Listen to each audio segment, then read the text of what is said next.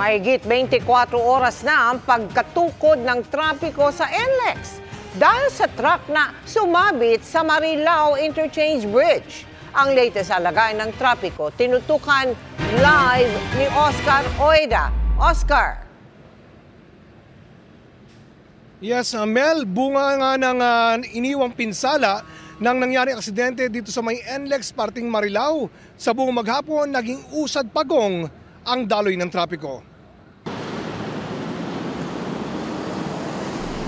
Alas 6 pala ng umaga kanina, napakabagal na ng daloy ng trapiko sa may northbound lane ng North Luzon Expressway.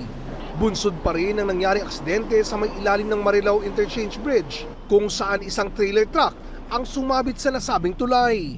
Sa ngayon ay sarado pa rin po yung dalawang lanes sa ilalim po nung affected po nung part na affected ng tulay. At yun po yung parte na yun, may shoring, support po yung tulay ngayon na inilagay, kaya sarado pa rin po yung mga lanes na yun. Habang inumpisa na po yung pag-repair ng tulay. Ayon sa pamunuan ng NLEX, 1.5 hanggang 2 oras ang nadagdag sa travel time sa lugar. Ito'y kahit pa nagpa-counterflow na sa ilang bahagi ng southbound lane. Slow moving traffic natin nasa mga 10 to 15 kph. So, I think roughly nadadagdagan ng another 1 to 1.5 hours dito lang sa area na to. Pag talagang bumabagal pa po, yung nakikita natin nadadagdagan ng 2 oras. Sa tindi ng traffic, yung iba gumilid na lang ng highway, matugunan lang ang tawag ng kalikasan. Habang ilan, dinaan na ang sasakyan sa rough road, makausad lang.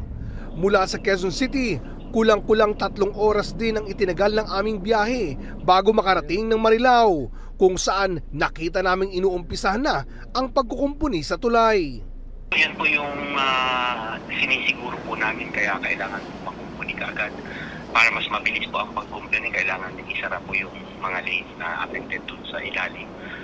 Para in 2 to 3 weeks or right before Holy Week, kung saan inaasahan po natin pagdagsa ng ating mga motorista panorte at magiging pabalik ng Maynila ay maayos na po yung bridge at nadadaanan na po lahat ng lanes. Ang tinamaang tulay, nadadaanan pa naman, kaya lang 1 lane lang ang passable. Alauna na madaling araw nitong Miyerkules, dumadaan ng NLEX ang isang trailer truck na may kargang tanker nang sumabit ito sa tulay ng Marilao. May vertical clearance yun na 4.27, nakalagay naman po dun yung restriction ng kalsada na yan, na 4.27 meters lang yung vertical clearance o allowed na pumasok dun sa portion na yun. Pero yung truck is more than 4.27, so lumagpas siya dun sa limit. Sa lakas ng impact, tumilapon palabas ang asawa ng driver na nooy nakasakay sa nasabing truck. Bali, eksaktong lilipat po siya doon sa backseat, tutulog. Eksaktong pagdagasa niya, pag lilipat siya, bigla pong pumreno. Ligtas naman na daw sa tiyak na panganib ang tumilapong asawa ng driver. Ang driver naman, hawak na ng Marilao Police at nahaharap sa kasong reckless imprudence resulting in damage to property. Ang pagkakaintindi ko, pare-pares lang sila ng clearance. Lusot naman ako.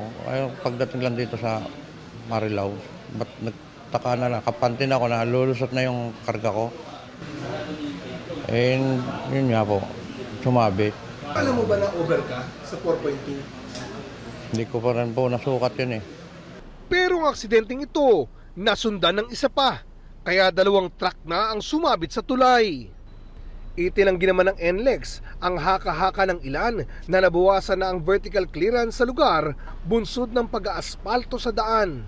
Yung clearance height po ng bridge at saka yung pavement po namin, na-maintain naman po namin na nasa 4.5 na lang po yun Kaya hindi po pwedeng kailangan patong lang ng asfalto. Pag nagre-repair, ang ginagawa po dyan, kinakayod po yung sirang pavement para po naman yung paglatag ganun pa dito yung kapal.